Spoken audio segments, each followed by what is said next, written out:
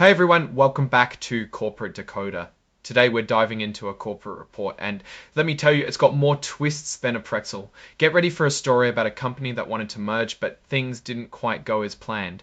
We're looking at a filing from Agriculture and Natural Solutions Acquisition Corporation, or an SC for short.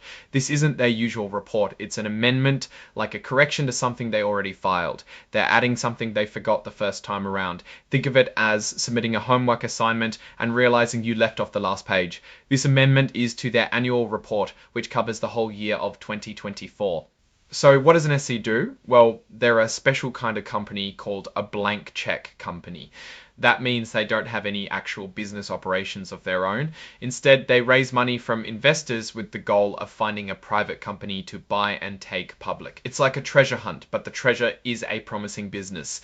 The main reason for this amendment is to add a clawback policy. A clawback policy basically says that if executives get bonuses or other incentive payments based on financial numbers that later turn out to be wrong or misleading, the company can take that money back. It's like saying, oops, we celebrated too soon, now give us the cake back. This policy is now required by regulators and is designed to hold executives accountable for accurate financial reporting.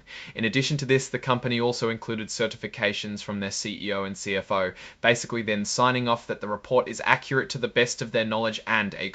Here's where the story gets interesting. The amendment mentions that a business combination agreement with a company called Australian Food and Agriculture Company Limited, or AFA, has been terminated. Terminated means it's over, done, kaput. This was a big deal because notes that the deal fell apart around early April of 2025.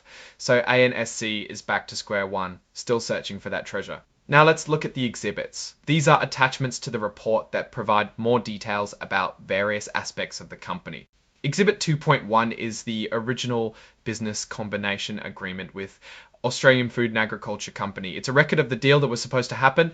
It's like a wedding invitation after the wedding is called off. Exhibit 3.1 is the company's second amended and restated memorandum and articles of association. This is like the company's rulebook, laying out how it operates and the rights of its shareholders. Exhibits 4.1 through 4.6 show what the company's stock and warrant certificates look like. A warrant is like a coupon that gives the holder the right to buy shares of the company's stock at a specific price in the future. Exhibit 4.7 gives a description of the company's securities, explaining the different types of stock and warrants that are available. Exhibits 10.1 to 10.5 are agreements between the company and its officers, directors, and other parties. These agreements cover things like how the company will be managed and who has what rights. Exhibits 10.6 and 10.7 are related to the sponsor of the company, who is like the personal group that put the whole deal together in the first place. Exhibit 24 is a power of attorney, which allows someone else to act on behalf of the company.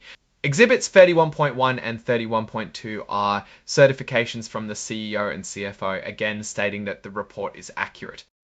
Exhibits 32.1 and 32.2 are additional certifications required by law. And finally, Exhibit 97.1 is the clawback policy that we mentioned earlier. It is worth noting that the report mentions that as of the end of 2024, the market value of the company's stock held by non-affiliates was about $30.61.9 million.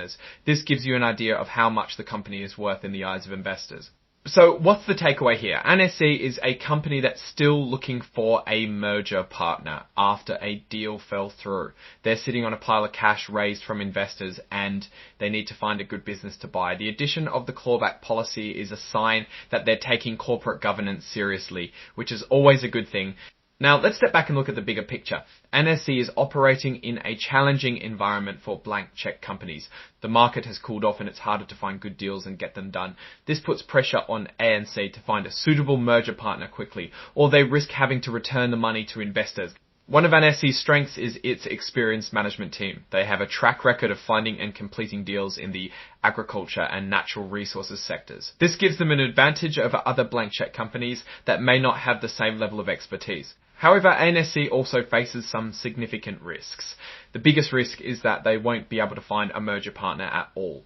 This could happen if they can't find a company that meets their investment criteria, or if they can't negotiate a deal that's acceptable to both sides. If they can't find a deal, they'll have to liquidate the company and return the money to investors, which would be a disappointing outcome for everyone involved. Another risk is that the market for blank check companies could continue to decline. This could make it harder for ANC to raise additional capital or complete a merger. It's a tough time for these kinds of companies.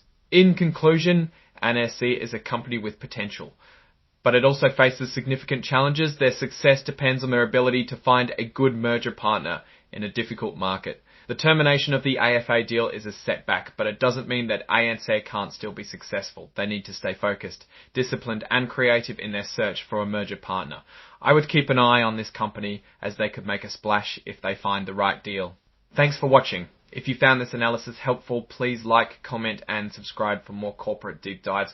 Let me know in the comments what company you'd like me to decode next.